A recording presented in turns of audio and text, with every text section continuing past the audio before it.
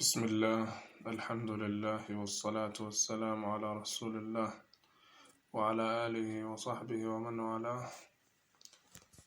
walaalyaal caawa waxaan idiin wadaa mowduuc aad muhiim u ah.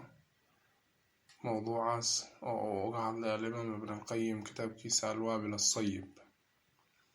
wuxuu ka hadlay alimaam ibn alqayim qaybaha dadka ama maraatibtooda salaada gudaheeda, wuxuuna ku tilmaamay inay tahay 5 qaybood. ma og tahay qaybahaas 5 ah? mana taqaanaa qaybta aad ka tirsan tahay?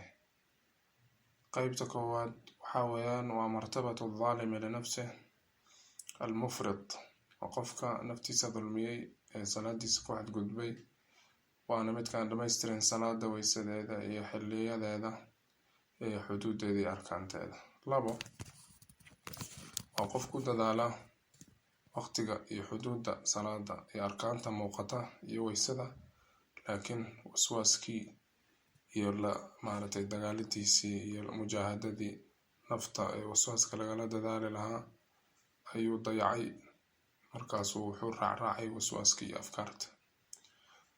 qodobka 3aad ama qaybta 3aad waa qof xuduudeeda ilaaliyay arkaanteeda, kuna dadaalay inuu iska ilaaliyo wasaawista iyo afkaarta, waa ku mashquulay la dagaalanka cadowgiisa oo shaydaan ah si uu salaada uga xadin. kaas waa qof dadaalaya. qaybta 4aad waa qof markuu salaada u istaago dhamaystiray xuquuqdeeda iyo arkaanteeda iyo xuduudeeda, qalbigiisana ku mashquuliya ilaalinta xuduuda salaada iyo xuquuqdeeda si uusan uga dhumin wax salaada ka mid ah, laakiin hamigiisu uu yahay mid u leexsan inuu salaada joojiyo oo uu si wanaagsan uu u tukado sida loo baahan yahay una dhamaystiro.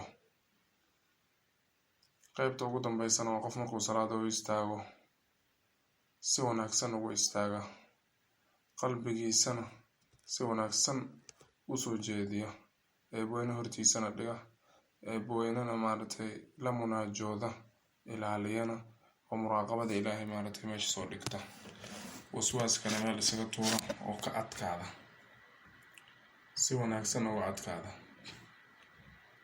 marka qaybahaas 5 ah, midka koowaad waxaa la yiri waa mucaaqab, midka labaadna waa muxaasab, midka saddexaadna waa mukaffarun canhu, midka afaraadna waa muthaab, kan dambana waa oo 5aadna waa muqarrab.